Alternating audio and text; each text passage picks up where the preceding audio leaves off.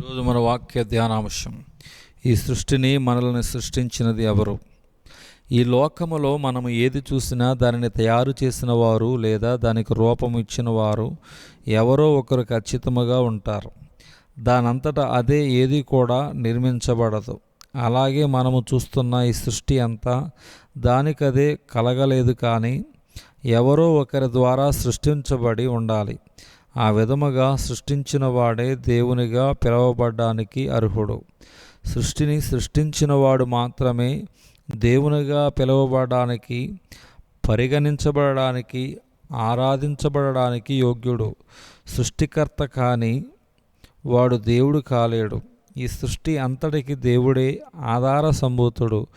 ఏ రీతిగా ఆకాశము, భూమి, సముద్రము, సూర్య, చంద్ర, నక్షత్రాలు, సకల జీవరాశులు ఇవన్నీ ఎలా ఏ క్రమంలో సృష్టింపబడినాయో ఈ భూమి మీద ఉన్న ఏ పుస్తకాలలో లిఖించబడలేదు, కానీ ఒక్క బైబిల్లో మాత్రమే స్పష్టముగా వ్రాయబడింది.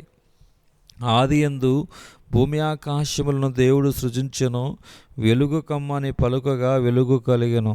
వెలుగు మంచిదైనట్టుగా దేవుడు చూసి వెలుగును చీకటిని వేరుపరిచి వెలుగునకు పగలనియు చీకటికి రాత్రనియు పేరు పెట్టెను. పగలను పరిపాలించడానికి సూర్యుడిని, రాత్రిని పరిపాలించడానికి చంద్రుడిని, ఆ తర్వాత నక్షత్రాలను, సకల జీవరాశులను, ఈ సర్వ సృష్టినంతటిని కూడా దేవుడు తన మాట మాత్రము చేత సెలవిచ్చి శూన్యముల నుంచి అద్భుతముగా సృష్టించాడు. ఆయనే దేవుడైన యెహోవా అని బైబిల్ స్పష్టంగా సెలవిస్తుంది. అయితే మనిషిని సృష్టించినది ఎవరు? నిన్ను నన్ను సృష్టించినది ఎవరు? నువ్వు కలిగి ఉన్న శరీరము ఎక్కడి నుంచి వచ్చింది అని ఎవరినైనా ప్రశ్నిస్తే సాధారణముగా మనకు వారు ఇచ్చే జవాబు మట్టిలో నుంచి వచ్చింది, అది మొన్నైనది, చివరికి మట్టిలో కలిసిపోవలసింది. ఇది ఏ మతస్థుడైనా, ఏ కులస్థుడైనా, ఏ జాతివాడైనా ఒప్పుకోవలసిన సత్యము. మన శరీరము మట్టిలో నుంచి వచ్చింది కావున చివరకు మట్టిలో కలిసిపోతుంది. కొంతమంది ఇలా ప్రశ్నించవచ్చు, మనిషి యొక్క శరీరము మట్టిలో నుంచి తీయబడిందని అంటున్నారు, మరి అది ఎలా నిరూపిస్తారని? చాలా సింపుల్. మనం నివసిస్తున్న ఈ భూగోళములో 3 వంతులు నీళ్లు, 1 వంతు మట్టి ఉంది. మనిషి శరీరము కూడా భూమిలో నుంచే తీయబడింది కాబట్టి అతని శరీరములో కూడా 3 వంతులు ద్రవము, 1 వంతు మాంసం ఉంది. మట్టిలో ఉండే అన్ని ఖనిజాలు మనిషి శరీరంలోనూ ఉన్నాయి. ఓసారి మట్టికి సంబంధించిన ఈ మనిషి, నేను మట్టివాడిని కాదోయ్ అని గట్టిగా పైకి ఎగిరాడట. అప్పుడు భూమి, ఏమిటి నువ్వు మట్టివాడివి కాదా? దిగు, కిందకి దిగు అని భూమి గట్టిగా లాగిందంట. మనిషి విమానములో పైకి వెళ్ళినా సరే చివరికి కిందకి భూమి మీదకు రావలసిందే. కారణము, మనిషి ఇక్కడ నుంచే సృష్టించబడ్డాడు. ఇప్పుడు ప్రశ్న, మరి మనము మట్టిలో నుంచి వచ్చినట్లయితే మనల్ని అలా మట్టిలో నుంచి తీసిన దేవుడు ఎవరు? నీ దగ్గర జవాబుందా? మనిషి ఏ విధముగా సృష్టించబడ్డాడో, ఏ రీతిగా మట్టిలో నుంచి తీయబడ్డాడో బైబిల్లో స్పష్టంగా వ్రాయబడింది.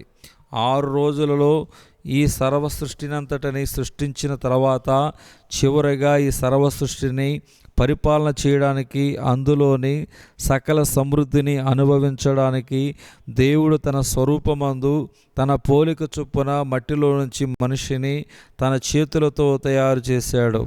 దేవుడు తన మాట మాత్రమే సెలవిచ్చి సూర్యుడు కలుగునుగాక అని పలుకగా దేవుని యొక్క స్వరములో ఉన్న శక్తి వలన సూర్యుడు కలిగాడు.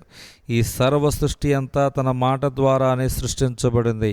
ఆయన వాక్కు బహు శక్తి కలిగినది, కానీ మనిషిని సృష్టించవలసి వచ్చినప్పుడు మనిషి కలుగుగాక అని అనలేకపోయాడు. కారణం, మనిషిని మాత్రమే తన రూపంలో చేసుకున్నాడు. అలాగే మనిషి అంటే దేవునికి చాలా ఇష్టం. అందుకే తన చేతులతో మనిషిని అద్భుతంగా సృష్టించాడు.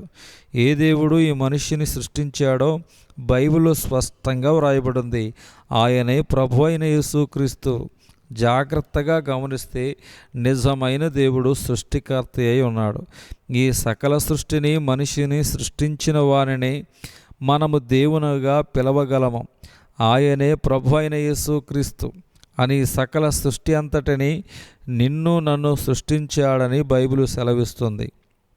ఆకాశమందున్నవయు భూమి యందున్నవయు దృశ్యమైనవిగాను అదృశ్యమైనవిగాను, అవి సింహాసనములైనను ప్రభుత్వములైనను ప్రధానులైనను అధికారులైనను సర్వమును ఆయన యేసుక్రీస్తు యందు సృజింపబడెను.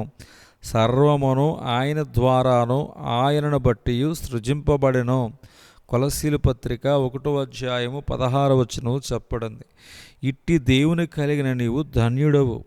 ఆయన నిన్ను తన మహిమ కొరకే సృష్టించాడని గ్రహించి నీవు చేసే ప్రతి పని ద్వారా మాట ద్వారా దేవునికి మహిమకరంగా జీవించు. దేవుడు ఇదిన వాక్య ధ్యానమును దేవుడు దీవించునుగాక. ఆమేన్.